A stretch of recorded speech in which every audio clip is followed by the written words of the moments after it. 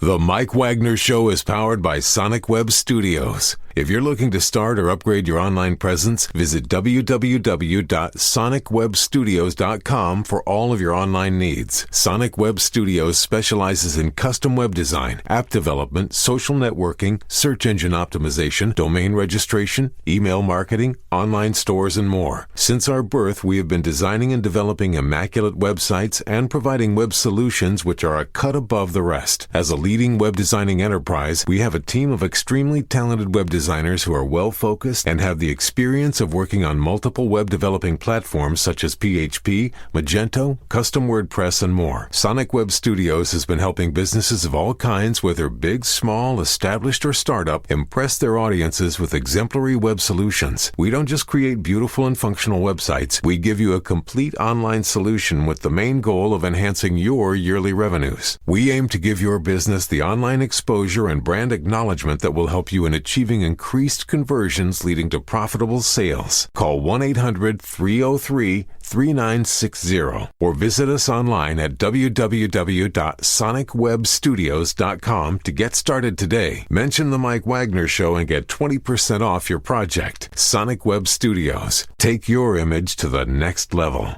Hey everybody, it's Mike from The Mike Wagner Show. It's time to give a shout out to our official sponsor of The Mike Wagner Show, international award-winning author Mian Mohsen Zia. If you love fast-paced mysteries, then you'll love Missing by Mian Mohsen Zia. Available on Amazon in paperback and ebook. Missing is fast-paced and intriguing with an unforgettable twist. It takes place in 4 countries with 2 strangers and 1 target where truth is an illusion and those you love will be the first to go missing. It's available in paperback and ebook on Amazon. Missing by Mian Mohsen Zia has garnered great reviews and is even loved by Hollywood celebrities, including Joanna Cassidy, Forbes Riley, and many others. So grab your copy today. Order Missing by Mian Mohsen Zia, now available at Amazon.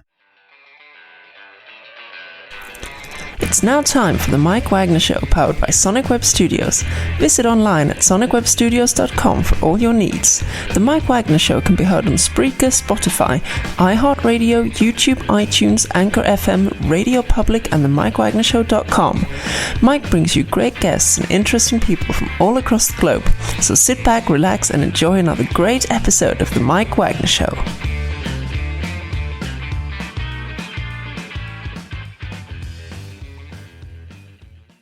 Hey everybody, it's Mike from the Mike Wagner Show, powered by Sonic Web Studios. Visit online at sonicwebstudios.com for all your needs. Looking at a professional website without breaking your budget? Sonic Web Studios is the answer. Sonic Web Studios offers fast, affordable custom web designs at below the competition rate.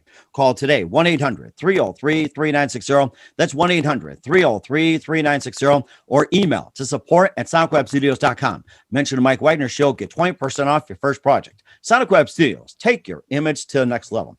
Also, time to give official shout out to our official sponsor of the Mike Wagner Show, international award-winning author Mian Mohsen Zia. If you love fast-paced mysteries, you love Missing by Mian Mohsen Zia, available on Amazon in paperback and ebook. Missing is fast-paced and intriguing with an unforgettable twist. Takes place in 4 countries, 2 strangers and 1 target, where truth is an illusion and those you love be the first to go missing. It's available on Amazon in paperback and ebook.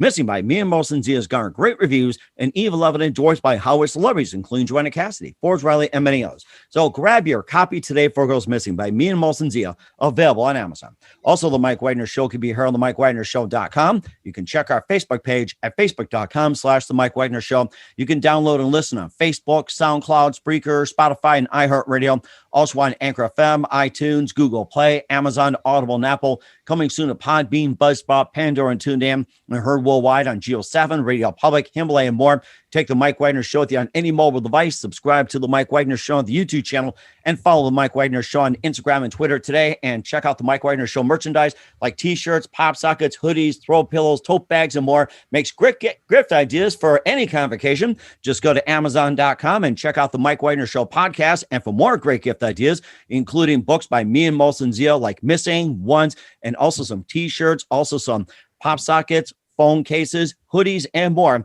go to the Me and Molson Zia store on Amazon or Amazon.com/Me and Molson Zia. Also, make sure you give generously to the Mike Wagner Show at themikewagnershow.com. Also, support us on Anchor FM/support and PayPal. Make sure you do so today. We're here with a terrific gentleman who's an author and a science fiction writer, and he's based out of North Carolina, and he's got a great history here. He's been a writer, producer, and director of The Ultimate Case and The Project, and he's from Buffalo, New York, now in the North Carolina area. He spent 30 years in higher education and traveled through Europe, and he was the department of chair for mass communication, Methodist University in Fayetteville, North Carolina, and he's also got some amazing books out there. We'll be talking about the TurningFiles series. He also experienced with the Railas projects and more. Live, ladies and gentlemen, from the Plus Studio somewhere in beautiful North Carolina, the very multi-talented author and science fiction writer, Pauljoseph. Paul, good morning, good afternoon, good evening. Thanks for joining us today. Well, thank you for having me. Well, it's great to have you on board, Paul. I mean, you just got an amazing resume out there. You've spent 30 years in higher education. You grew up in Buffalo, New York. Now you're in North Carolina, and you travel through Europe, and you're department of chair for mass communication at Methodist University in Fayetteville, North Carolina. You also had some previous book writing experience, like with Through the Fold series, like Homesick, Splashdown, Infinity Machine, and a lot more, Window in the Sky. And also we'll be talking about the TurningFiles series, which includes Romo's Journey, Romo's World. You got the Railas project. I mean, I just don't know where to start. But before we get to any or all those books, tell us how I first got started, Paul. I'm sorry, could you say that last part again? I said, tell us how you first got started.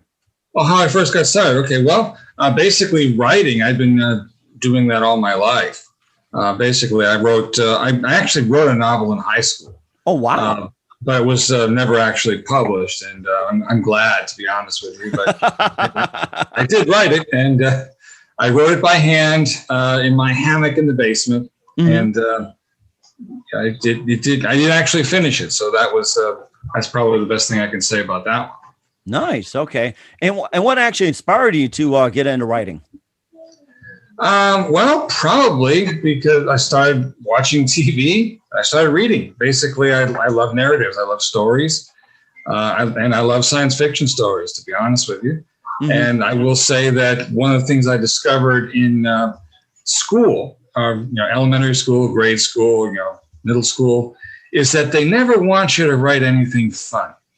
They want you to write essays, they want you to write reports, but they don't want you to write fiction. And so that's why I started writing fiction, because that was the only way I could do it. And oddly enough, in 7th grade, when everybody was making fun of typing class, I actually learned to type, and I started writing my stories that way. Because it was a whole lot more efficient. I can type a lot faster than I can write. Mm-hmm. But then in a nutshell, that's kind of how I got started. Mm-hmm. And plus, I was thinking about typing class as well, too. It actually was essential. I'm sure you beat out all the girls in typing class. And, of course, with my profession, it was me and quite a few sports guys from our school paper. We had to learn how to type. And one of them asked us, "Are we going to be secretaries?" I says, "No, we're sports writers." But I said, "We might hire a secretary one day." And they all laughed. And we ended up doing pretty well. And we were pretty well liked. And they all understood that we had a profession to do. And, of course, in any business, whether it's broadcasting, writing, or anything like that. And, speaking of writing, that you talked about writing a novel in high school. Who are some of your favorite writers growing up? Growing up, I liked Arthur C. Clarke. I liked Heinlein. I actually read a lot of Heinlein. Later on, I discovered Philip K. Dick. And I was a Dinar Kunz fan when everybody else was a Stephen King fan. I'll say that. Huh. That's interesting. And to this day, I still actually prefer his style in terms of the, I guess you call it thriller genre. And he also dabbles in science fiction, at least to some degree. Really? That's interesting. A lot of people prefer Stephen King. And what's the difference, like, in your opinion? How what does I probably have to say is, what does Dean Koontz have that Stephen King don't? So what's the comparison on that? Actually, that's a good question. And first of all, let me say I'm not knocking either of them. I think they're both great writers. If I would say that Stephen King, he will write about, in some ways, a little bit gory for gory's sake. And some of his stories go a little bit far for me, I will say. Now, Dinar Kunz, he can do the same thing. But the one thing I'll say about some of his writings is that you cannot forget it. I mean, he will describe situations of human beings doing things that you can't really forget. Mm-hmm. And so I'll say that the thriller genre, that's not what I write. But one thing I also like about Dinar Kunz is he does a little bit more science fiction than Stephen King did. A lot of his horror was science fiction based. You know, it wasn't set in space, but maybe set in new worlds where VR technology takes over the world and things like that. And he was ahead of his time in some of those things. Mm-hmm. And of course, speaking of time, how many novels has he done involving, time machine, time travel, or anything like that? And how many books has he done? And also, what's his concept or version of time travel? Well, Dinar Kunz, my favorite book that he wrote was Lightning. Mm-hmm. And that was all about time travel, with a very interesting twist there. I can't say I know exactly how many books he wrote with time travel in it, because he's written a lot, since I was following him in my earlier days. But I will say that one definitely stands out in my mind. Mm-hmm. I'll also say that the movies based on Stephen King books were typically very good. The movies based on Dinar Kunz books really destroyed the stories, and that's not Kunz's fault. That's the movie industry, or producers and directors, or actors, whoever's behind the scenes and everything. That's totally understood. And of course, just another thought I had too. If you were at the time travel, would you do it? And yes, where would you go, and why? Okay, where would I travel in time? Well, I would cover the gambit. First of all, I'd visit historical events. I would definitely. I don't think I'd go into the future. I don't think I'm brave enough to do that. But there are aspects of the era that I grew up in I might like to revisit, for example. And I would definitely like to. To be honest, I'd like to hear my grandfather play the bandoneon. Mm-hmm. Because I know that he did, and I kind of like to be in the background somewhere listening to that, and getting to know people that I've read about and care about that I didn't actually get to see, that sort of thing. Mm-hmm. And that's amazing as well, too. And we'll talk more about your books, also your travels through Europe, and also being a department chair in mass communication in Fayetteville in just a minute. But first, listen to The Mike Wagner Show at themikewagnershow.com, powered by Sonic Web Studios. Visit online at sonicwebstudios.com for all your needs. Looking at a professional website without breaking your budget? Sonic Web Studios is the answer. Sonic Web Studios offers fast, affordable custom web designs at below the competition rate. Call today, 1-800-303-3960. That's 1-800-303-3960, or email to support@sonicwebstudios.com. Mention the Mike Wagner Show, get 20% off your first project. Sonic Web Studios, take your image to the next level.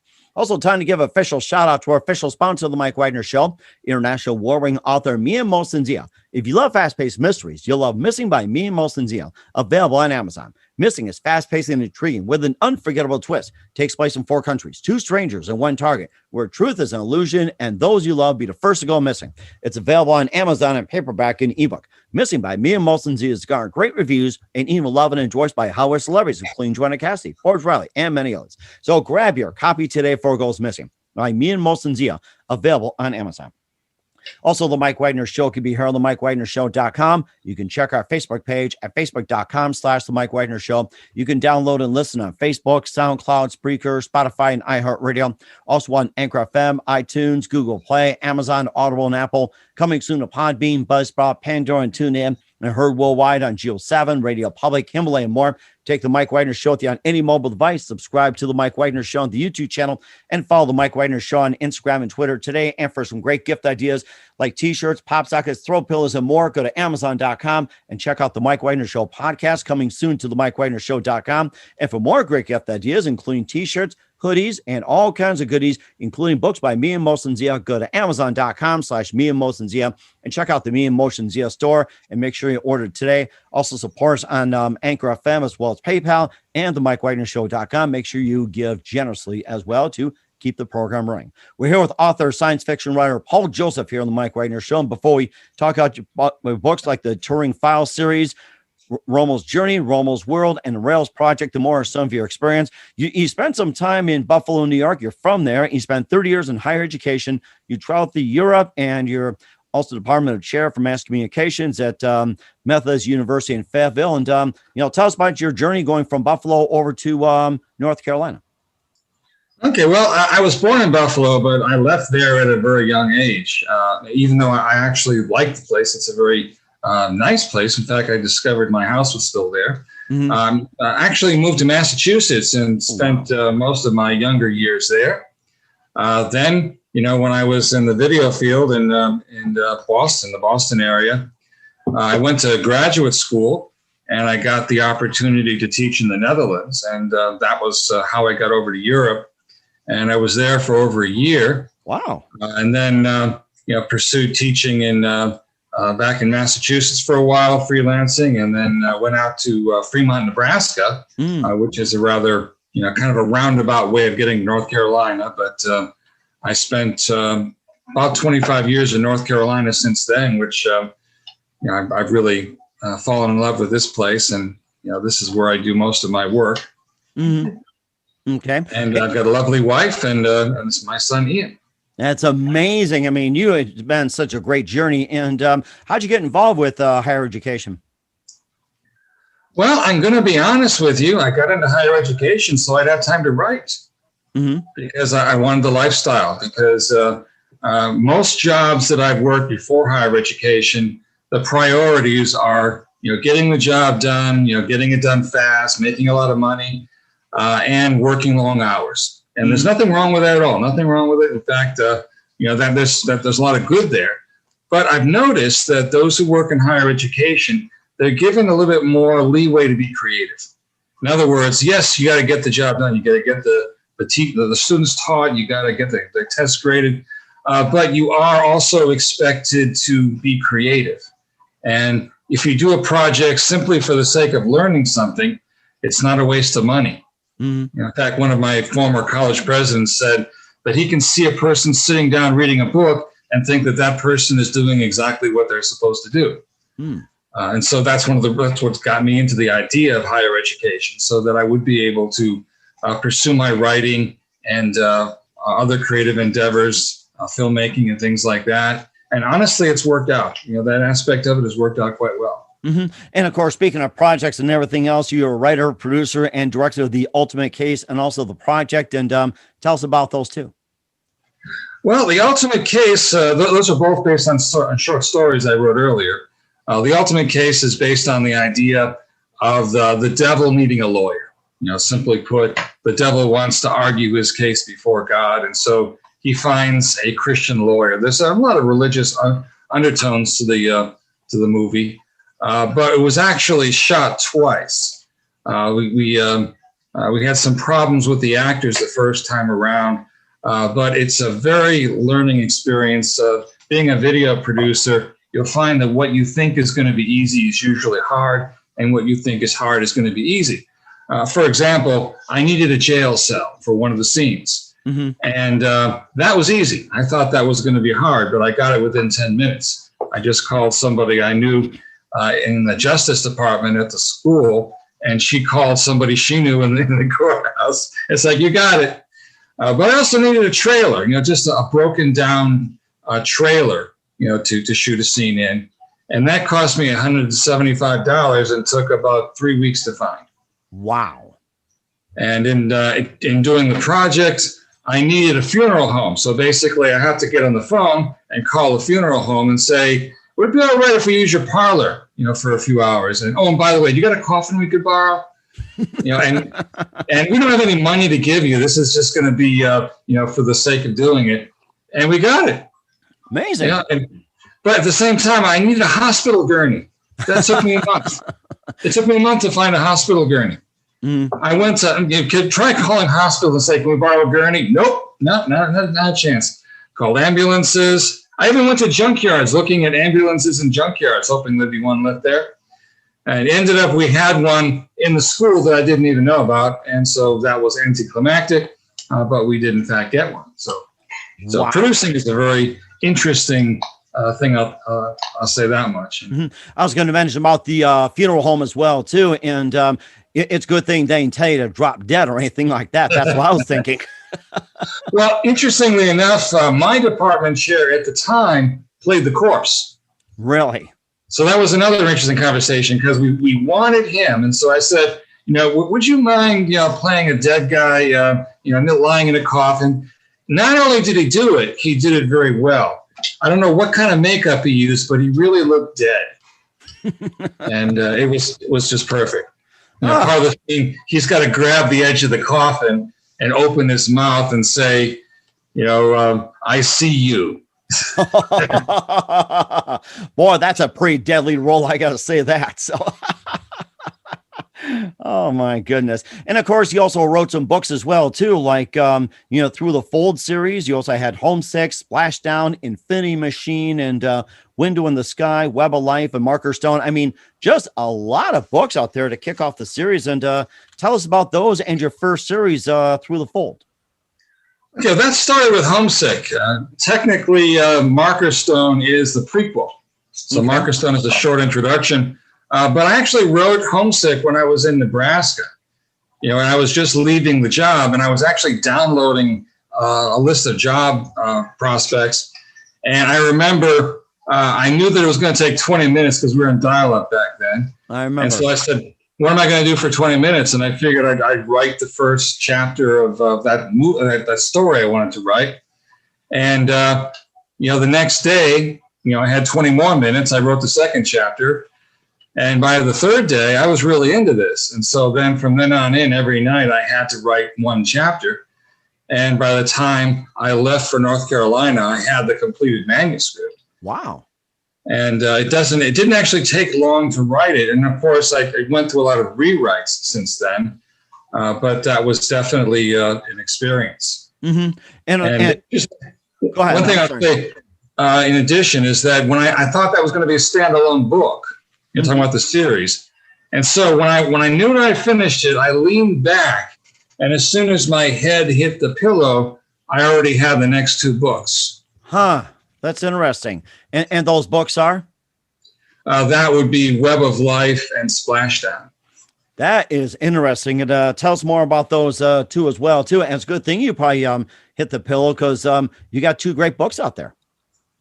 Well, it's certainly, I let the audience make their own decision, but I definitely enjoyed writing them.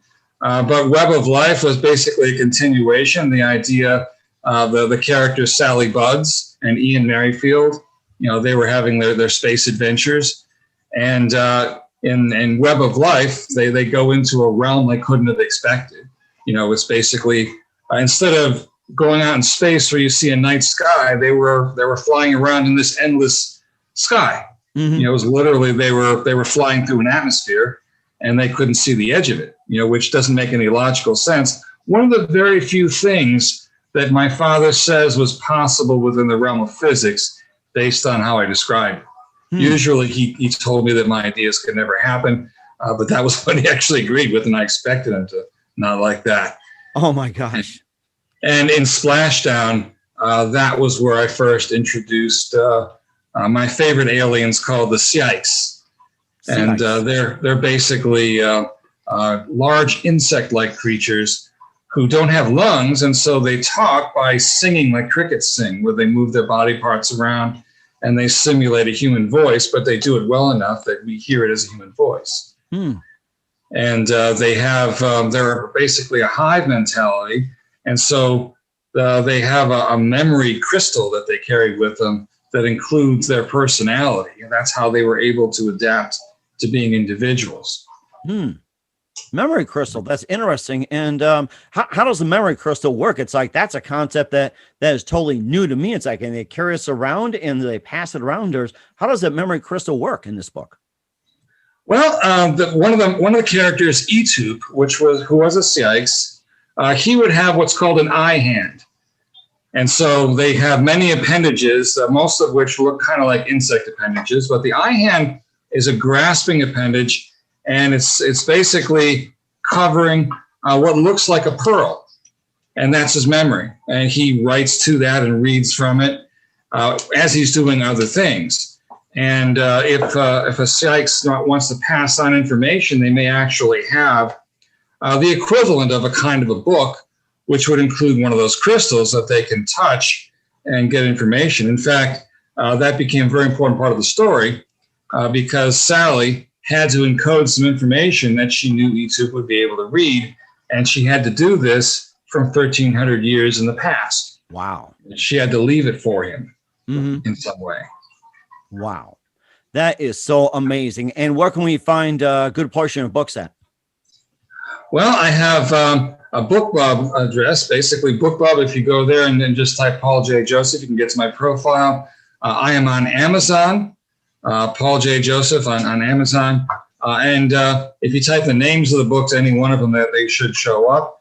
Or particularly if you type Romo or Railas, those are good keywords for that series. Okay. And I got my website is pauljjosephbooks.com. And so that's where I keep all the latest information. Okay. And of course, I'm on Facebook. That's amazing too. And we'll talk about the Turning Files series along with the Railas project and more. You listen to the Mike Wagner Show at themikewagnershow.com, powered by Sonic Web Studios. Visit online at sonicwebstudios.com for all your needs. Also brought to you by our official sponsor of the Mike Wagner Show, international warring author Mia Molson-Zia of Missing, available on Amazon and paperback and ebook. We'll be back with author and science fiction writer Paul Joseph after this time out. The Mike Wagner Show is powered by Sonic Web Studios. If you're looking to start or upgrade your online presence, visit www.sonicwebstudios.com for all of your online needs. Call 1-800-303-3960 or visit us online at www.sonicwebstudios.com to get started today. Mention the Mike Wagner Show and get 20% off your project. Sonic Web Studios. Take your image to the next level. Hey everybody, my name is Forbes Riley, and I'm an American actress and a TV host. And I was delighted when I got my copy of Missing, which is Extraordinary Relation of Ordinary People based on a real life relationship. It's well written. It's amazing. You know, it talks about a man who has lost his wife and his daughter, and it's very well done. I'm going to highly recommend that you go get your copy of Missing. It is a powerful, exciting read. Mr. Mian Moshe-Zia. He is the author of Missing. And I want to give a big shout out and a kiss all the way halfway around the world to my dear friend. Check him out at Mia's website. It's called www.miamoshenzea.com. Missing, available on Amazon. Again, I'm Forbes Riley, and I will see you again soon. Bye-bye. Hey everybody, it's Mike from The Mike Wagner Show. The Mike Wagner Show can be heard on over 30 podcast platforms, including Facebook, SoundCloud, Spreaker, Spotify, iHeartRadio, Anchor FM, iTunes, Google Play, Amazon, Audible, Apple, and more. Coming soon to Podbean, Buzzsprout, Pandora, and TuneIn, where The Mike Wagner Show interviews great guests, cool conversation, lots of laughs, coffee, and more. Take The Mike Wagner Show with you on any mobile device. Subscribe to The Mike Wagner Show on the YouTube channel, and follow The Mike Wagner Show on Instagram and Twitter today. Hey, this is Ray Powers.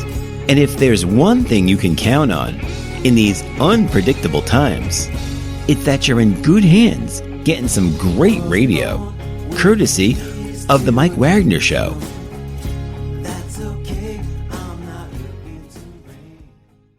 We're back with author, science fiction writer Paul Joseph here on the Mike Wagner Show, and talked about his amazing projects, including being a writer, producer, director of The Ultimate Case and The Project, and went from Buffalo, New York, spent 30 years in higher education, traveled through Europe, and in the Department of Chair, Mass Communication at Methodist University in Fayetteville, North Carolina. We talked about some of his books, like from the Thruthefold series and Marker Stone, Web of Life, and more. And now let's get to the two series, which has been big here for Paul Joseph.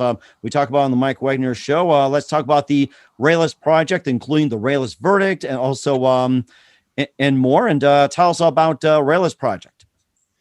Okay, well, Railas project is actually part of the Turing files because that was named after Alan Turing, who was a computer scientist back in the 1940s, and he was responsible for breaking the German Enigma code. Mm-hmm. And he came up with something called the Turing test, which would be a way of determining whether or not somebody you're talking to is human or mechanical or robotic or some artificial. And so that's basically how this gets started. And so the two of the main characters in the series are robots. One of One is Romo and the other is Railas. And they are basically brothers. They don't know each other at the beginning of the story. Romo arrives first. He is in Ramo's journey in Ramo's world. And essentially what he is a robonaut. And if you've ever studied the International Space Station, they do actually have something called a robonaut, which is a way an astronaut can go outside without going outside. It's kind of like a robotic creature that mimics human motion. And so you can handle it remotely and use it to do things. And so the basic idea is what happens if one of those gets a huge upgrade and suddenly comes to life. And that's basically what Romo was. He just basically woke up in the holding, or not a holding cell, but a cargo bay, and looked around and said, how did I get here? Who am I? And his hardwired instructions told him that he had to stay away from humans because somebody was after him. Mm-hmm. And it happened to be that the ship was going to Mars. And so he basically went to the captain and requested asylum. And so he ended up helping the colonists, and he became a friend of the captain's daughter. Wow. And so, and ultimately he left the colony in search of something that he had to find on the ice cap of Mars. And, after the second book, that's kind of where we leave it. He's heading off into the ice. Mm-hmm. Now, the Railas Project is the same character, and this time he is given exactly what his job description is. His programmer, a fellow named Rittenhouse, basically says, you are intended to be a lawyer. Because what he wanted was a justice machine who would be completely objective, who could never be bribed, and who could never be threatened. Huh. And so Railas, you couldn't threaten him with money or anything like that because he has no needs. And you couldn't threaten him with death because he has no reason to fear death. He doesn't consider himself to be alive necessarily in the strictest sense. And then so he was, taught to basically recognize faces and to litigate cases. Mm-hmm. And both of these robots are up against a villain known as the Pace Project. Pace Project, okay. And so the ultimate villain in both the series, the thing that holds them together, is you got this organization that wants to control traffic, but you find out they really want to control people. Mm-hmm. So in the Railas verdict, they're living in a city literally run by Pace, where you're assigned a house near where you work, and the color of your furniture is going to be based on what rank you are, that sort of thing. Oh, really? So one of the people that Pace particularly didn't like was this guy that just sold sandwiches at construction sites. Oh my God! Because he refused to drive by the GPS. You are 2 seconds late to this job, and they wrote him a ticket. And it's like, the people don't care. They're just buying sandwiches. Even if you're hungry, they still write you a ticket if you're off by 2 seconds. Unbelievable. That takes you extra time to put on, say, like extra mustard, extra ketchup, or maybe hold the lettuce or pickle tomatoes or something. Well, the idea was control. He wasn't bowing to their every whim, and so ultimately Railas had to help him out, because if he prosecuted him based on those rules, he would be legitimizing that sort of treatment. Mm-hmm. So he turned out to be the ultimate enemy of Pace, because he believed in actual justice and not the letter of the law. Mm-hmm. And what you're talking about Railas as well, too, being programmed for justice, and you say, like, with actual justice, and how would that compare with the actual justice to the legitimate justice, as you talked about? If I'm correct, it's like, what would be the difference? Like, is it the actual justice that is in the conscience of Railas, or is it like the legitimate, like, like a rule book or a set of rules that just, like, lists almost like the 10 Commandments or Constitution?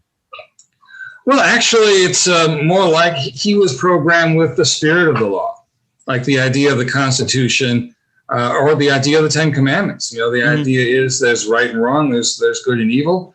And what Pace was good at was what is called today lawfare, where they will go after people based on very very small infractions of the letter of the law and treat them as if they're huge. And they'll prosecute those who they don't like, and they will ignore prosecuting those that are on their side. And so pretty much that's how totalitarian regimes generally operate.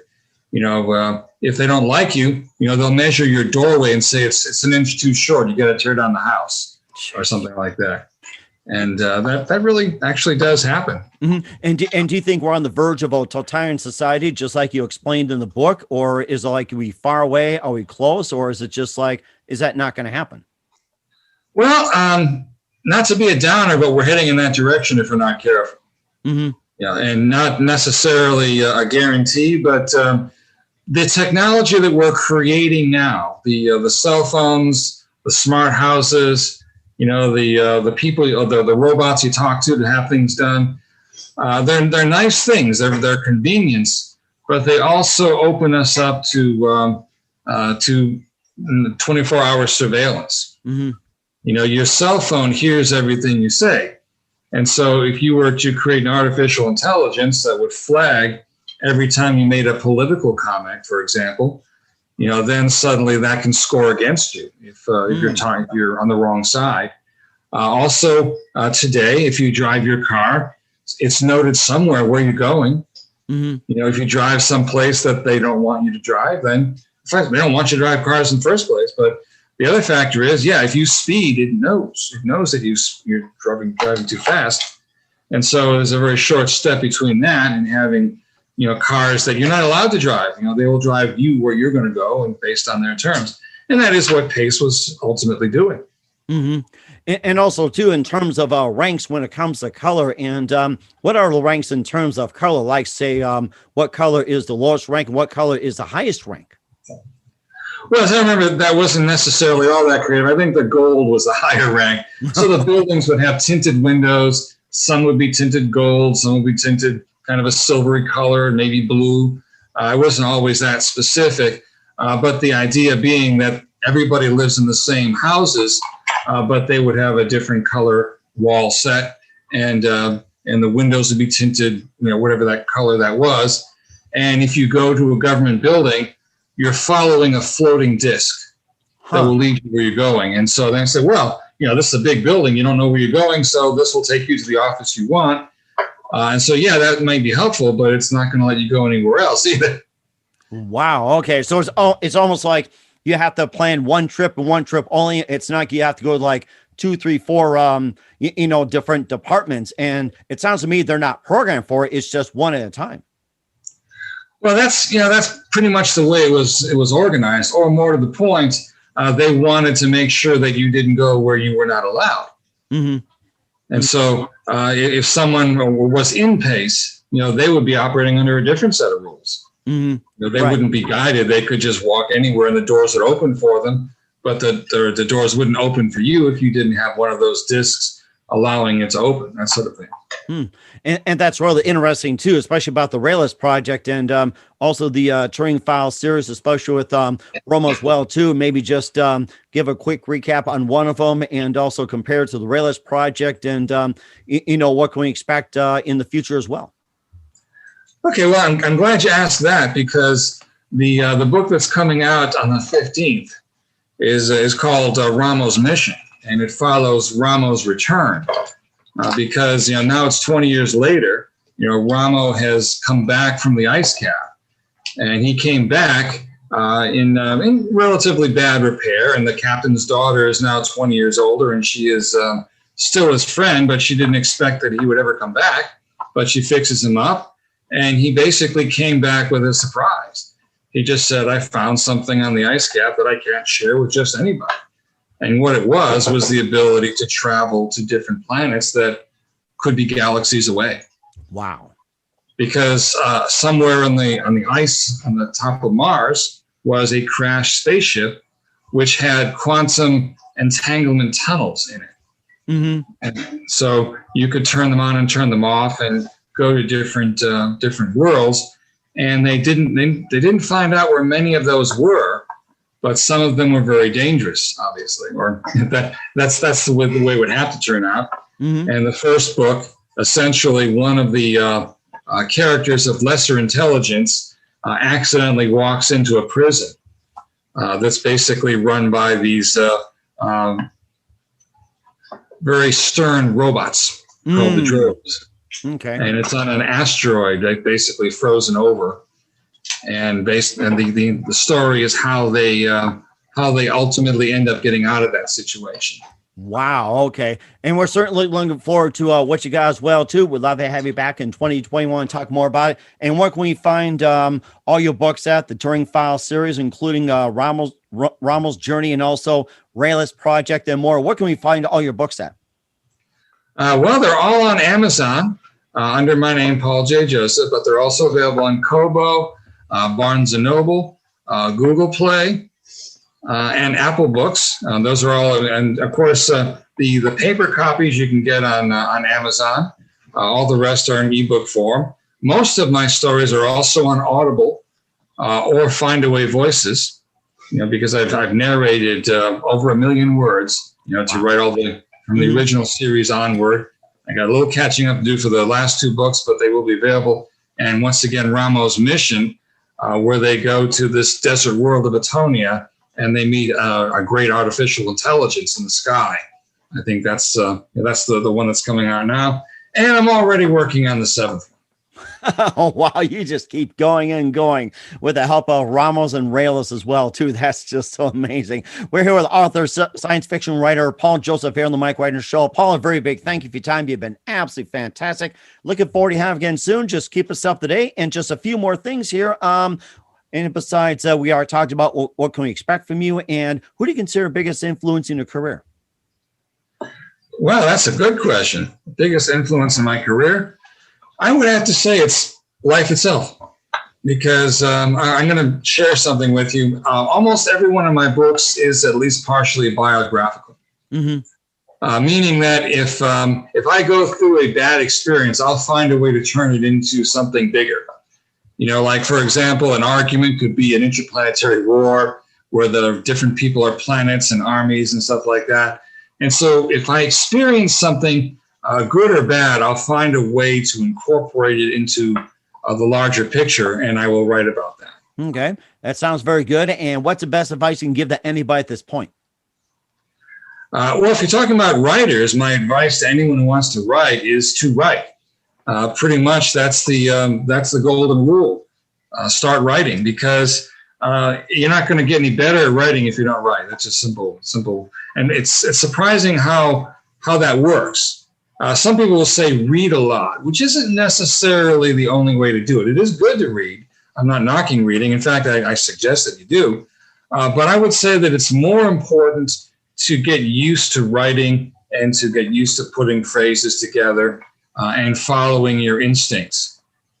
Mm-hmm. And that's very important as well, too. Once again, we're with author, science fiction writer, Paul Joseph here on the Mike Wagner Show. Paul, a very big thank you for your time. You've been absolutely fantastic. Looking forward to having you again soon. Do us a favor, keep us up to date. Love you back on in 2021 and beyond. Keep in touch. And once again, tell us about your upcoming projects. What's your website? How do people contact you? Where can people purchase or check out your books? Okay, once again, my website is www.pauljjosephbooks.com. I'm also on Facebook, and I believe that's Facebook is under Paul Joseph Author. And all my books are available on Amazon and Kobo and Barnes & Noble, Apple Books, and Google Play. They're all in ebook form. They're also available on Audible as podcasts, and they're available on Findaway Voices, which is basically the same type of service. And paper copies are available on Amazon.com. And I have a nice page there. You can also take a shortcut to all that by going to BookBub and typing in my name, Paul J. Joseph, and go to my profile, and they will link to any of the books in any platform that you like. We certainly will do so. Again, Paul, a very big thank you for your time. You've been absolutely amazing. Looking forward to having you soon. Do us a favor, keep us up to date. Love you back on in 2021 and beyond. I learned a lot from you. Don't forget to keep in touch, and you've been absolutely terrific. Okay, thank you. Hey everybody, my name is Forbes Riley, and I'm an American actress and a TV host. And I was delighted when I got my copy of Missing, which is Extraordinary Relation of Ordinary People based on a real life relationship. It's well written. It's amazing. You know, it talks about a man who has lost his wife and his daughter, and it's very well done. I'm going to highly recommend that you go get your copy of Missing. It is a powerful, exciting read. Mr. Mian Moshe Zia. He is the author of Missing. And I want to give a big shout out and a kiss all the way halfway around the world to my dear friend. Check him out at Mia's website. It's called www.miamoshenzea.com. Missing, available on Amazon. Again, I'm Forbes Riley, and I will see you again soon. Bye-bye.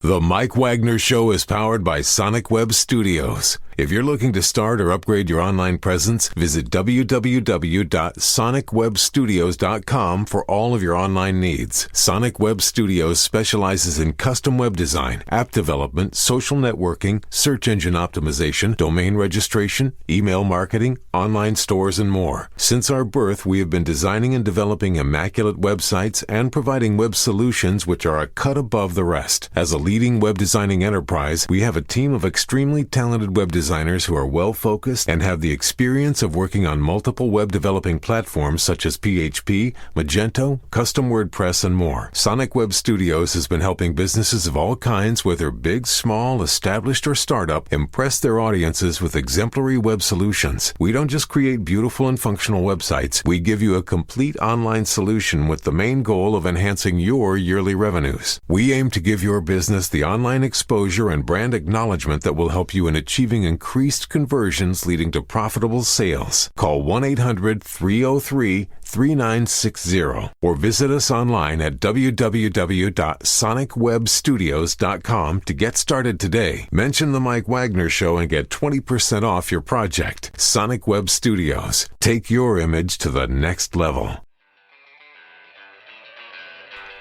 Thanks for listening to the Mike Wagner Show, powered by Sonic Web Studios. Visit online at sonicwebstudios.com for all your needs. The Mike Wagner Show can be heard on Spreaker, Spotify, iHeartradio, iTunes, YouTube, Anchor FM, Radio Public, and themikewagnershow.com. Please support our program with your donations at themikewagnershow.com. Join us again next time for another great episode of The Mike Wagner Show.